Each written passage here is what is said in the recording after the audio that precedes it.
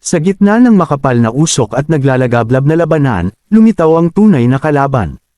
Isang mabangis na Red Flame Lion King ang nakatayo sa bangin. Ang buong katawan nito ay nababalot ng apoy na sumisiklab sa galit. Nakangisi ang leon at kitang-kita sa mga mata nito ang katusuhan at kasamaan. Sa isip ni Zhuo Fan, hindi niya inakalang ganito katuso ang halimaw na ito. Ang bawat kilos nito ay puno ng panlilinlang at karahasan na nakatago sa likod ng wangis ng isang marangal na hari ng kagubatan. Alam ng lahat na ang Thunder Skylark ay kasing bilis ng kidlat. Sa isang iglap ay kaya nitong maglaho at iwasan ang kahit anong direktang atake mula sa kalaban. Ngunit sa pagkakataong ito, hindi ito gumalaw. Hindi ito umiwas kahit kaya nito. Para protektahan ang mga itlog na nasa pugad sa likuran niya, buong tapang na sinalo ng Thunder Skylark ang buong puwersa ng apoy ng Red Flame Lion King. Ang katawan ng ibon ang naging kalasag para sa mga anak. Dahil doon, malubha ang tinamo nitong pinsala. Ang mga balahibo nito ay sunog, ang mga pakpak ay sugatan, at ang dugo ay patuloy na umaagos sa batuhan.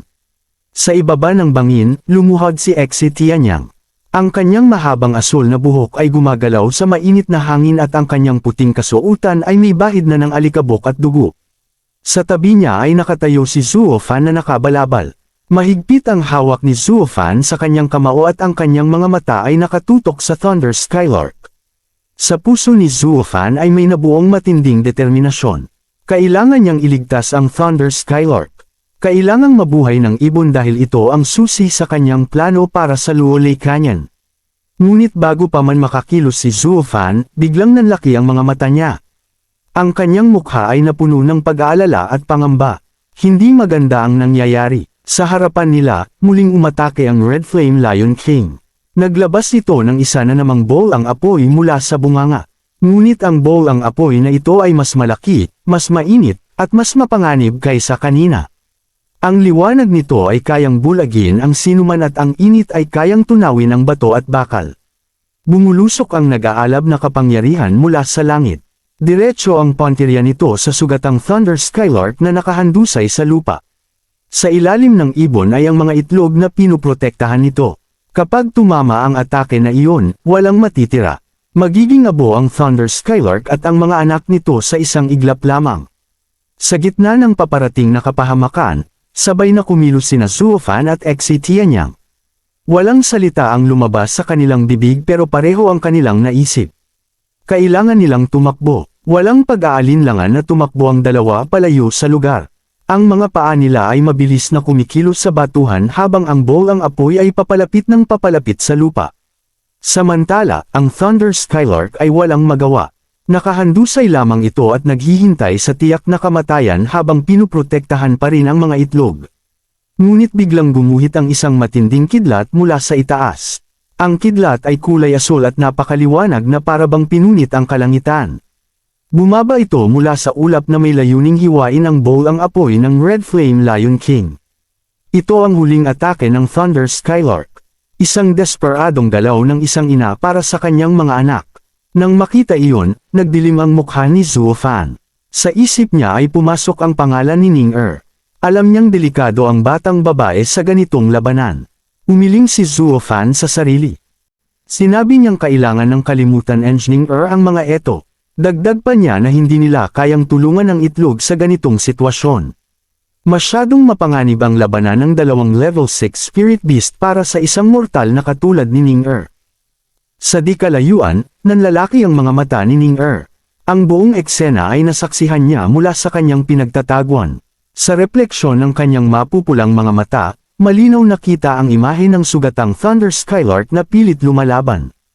Ang imaheng iyon ay bumuhay ng isang malalim na alaala. Tumulo ang luha mula sa mga mata ni Ning Er. Sa isip niya ay bumubulong siya ng dalawang salita. Ang kanyang pangalan at ang salitang inay. Bumalik ang alaala ng nakaraan. Nasa loob si Ning Er ng isang tahimik na silid na gawa sa kahoy. Niyakap siya ng kanyang ina. Ang ina niya ay may mahabang pulang buhok katulad niya at may maamong mukha na puno ng pagmamahal at lungkot.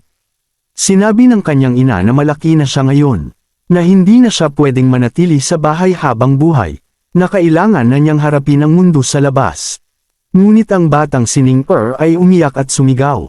Sinabi niya na ayaw niyang umalis. Gusto niyang manatili sa bahay at protektahan ang kanyang ina. Narinig niya ang usapan ng kanyang ama at kuya. Ang sabi nila ay dadalhin ang kanyang ina sa malayo at hindi na ito makakabalik pa. Sa isip ng bata, oras na para siya naman ang magprotekta. Lagi siyang pinuprotektahan ng kanyang ina, at ngayon ay siya naman ang magbabalik ng pagprotektang iyon para hindi kunin ang kanyang ina. Napangiti ng mapait ang ina ni Ning-er. Sinabi niya na ang ama ni Ning-er ay talagang kung ano-ano ang sinasabi sa bata. Pinunasan ng ina ang luha sa pisngi ng anak. Sinabi niya na kalokohan ang iniisip ni Ning-er. Lumapit ang ina at niyakap ng mahigpit ang anak. Tinawag niya si Ning-er sa pangalan.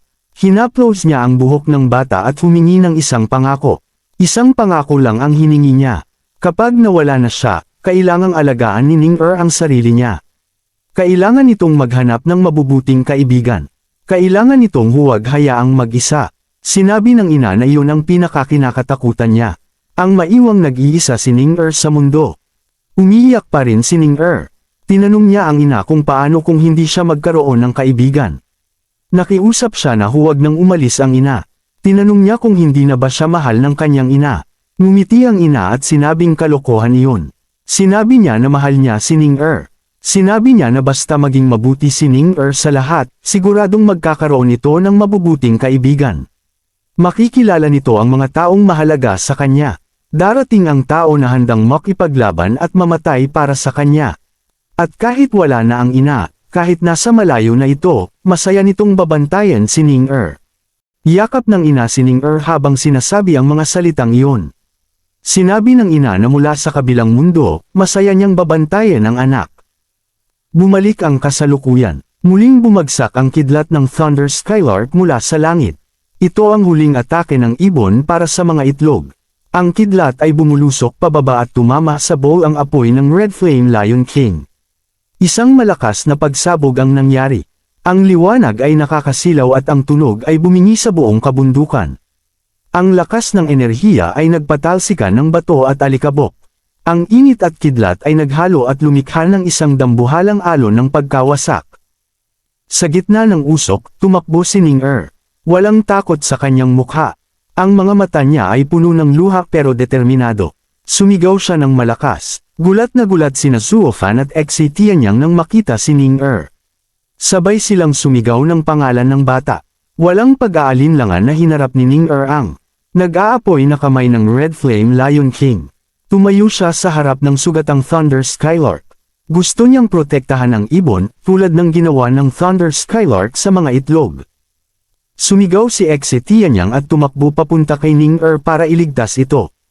Namilipit ang mukha ni Zuofan. Sa isip niya ay gumugulo ang kanyang pagkatao. Tinanong niya ang sarili kung anong ginagawa niya. Sinabi niya sa sarili na isa siyang demonyo.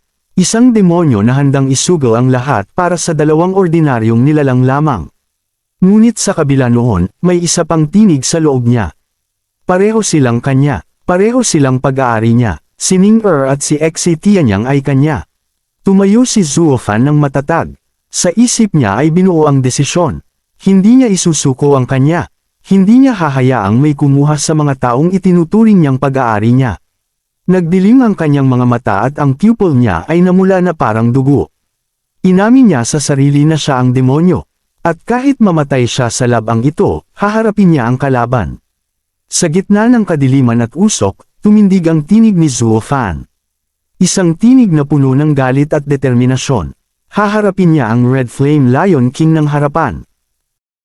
Thank you mga boss. Dito na natapos ang chapter na ta. Stay tuned lang, ini-edit ko pa ang susunod na chapter. Like and subscribe para updated kayo sa mga upload natin.